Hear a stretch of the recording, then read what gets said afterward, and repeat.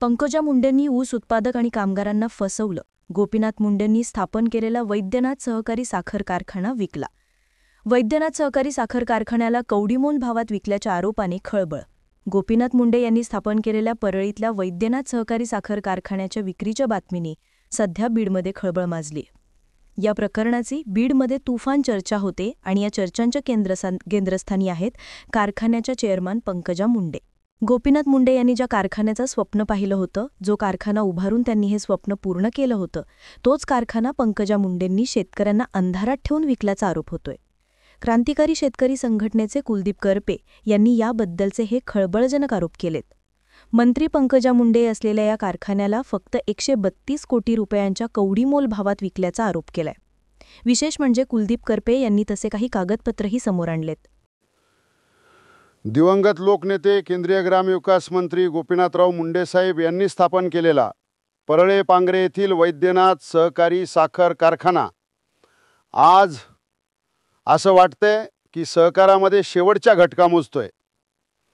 खरं तर पंकजाताई मुंडे ह्या चेअरमन असलेल्या या कारखान्याची विक्री झालेली आता उजेडात आलेला आहे. 2 वर्षापूर्वी कारखाना चालावा, शेतकऱ्यांची सोय व्हावी म्हणून त्यांनी भाडेतत्वावर दिला त्यांच्या अध्यक्षतेखाली. आणि आता 14 ऑगस्ट 2025ला डायरेक्ट त्याची विक्री झालेली आहे. 132 कोटी अगद्या कवडीमोल भावामध्ये हा कारखाना विकला गेलेला आहे. कुठल्याही ऊस उत्पादक शेतकऱ्यांना नोटीस न देता अथवा त्याची कायदेशीर प्रक्रिया न राबवता हा कारखाना विकला गेलेला आहे.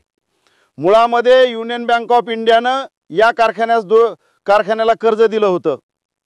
त्यासोबतच इतर बँकांची सुद्धा अनेक कर्ज आहेत.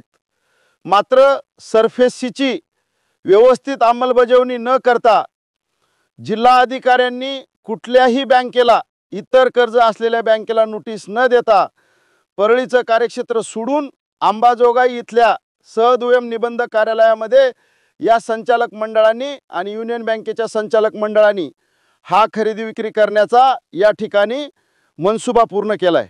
विशेष म्हणजे समोर आलेल्या या नाहकत प्रमाणपत्रावर chairman Pankaja Munde, vice chairman Chandrakant Karad आणि 19 सदस्यांच्या सह्या दिसतायत. एकीकडे NOCवर वाल्मिक कराडची सही आहे, मात्र पंकजा यांच्या बहिणी यशश्री मुंडे यांची सही यावर नाहीये.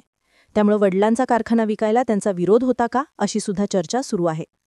या प्रकरणातल्या खरेदी खतावरून सगळ्या व्यवहाराचे आकडेही समोर आलेत आणि कारखाना विकत घेणाऱ्याचं नावही खरेदी खतावर असलेल्या उल्लेखानुसार ओंकार साखर कारखान्याने हा वैद्यनाथ सहकारी साखर कारखाना खरेदी केला असून यामध्ये वेगवेगळ्या टप्प्यात पेमेंट केल्याचं दिसते. या सगळ्या प्रकरणातले आकडे सांगत शेतकरी संघटनेचे कुलदीप करपे यांनी काही गंभीर आरोप केलेत. ते नेमकं काय म्हणालेत पाहूयात. एवढा स्टॅम्प ड्युटी शासनाला भरला. मुळामध्ये रजिस्ट्रारने कुठल्याही सातबाऱ्यावर कर्जाची बोजा असल्यावर, त्याची ना हरकत अथवा नील सर्टिफिकेट असल्यावर त्याची खरेदी विक्री करता येते असा कायदा असताना सुद्धा त्याच्या डोळेझाक करून Dombivli Nagari Sahakari bank, Khamgaon urban bank, Buldhana जिल्ह्यातील Bhagyalaxmi bank, Nanded urban bank, Raigad Jilha Madhyavarti सहकारी बँक आणि वैद्यनाथ अर्बन कोऑपरेटिव्ह बँक इथल्या सर्व बँकाचं लाखो कोटी रुपये कर्ज असताना सुद्धा रजिस्ट्री कार्यालयामध्ये याची रजिस्ट्री झाली. दुसरीकडे वैद्यनाथ सहकारी साखर कारखान्याचे कायदेविषयक सल्लागार राहिलेल्या वकील परमेश्वर गीते यांनी सुद्धा या प्रकरणात आरोप करत तक्रार केली होती.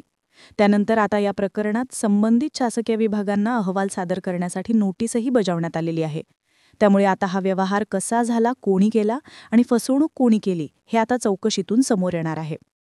धक्कादायक म्हणजे हा कारखाना परळीमध्ये आहे, त्यामुळे हा व्यवहार परळी कार्यक्षेत्रासाठी असलेल्या कार्यालयात होणं अपेक्षित होतं. पण हा व्यवहार झाला अंबाजोगाईमध्ये, त्यामुळे अंबाजोगाईचे दुय्यम निबंधक कार्यालय ही रडारवर आहे.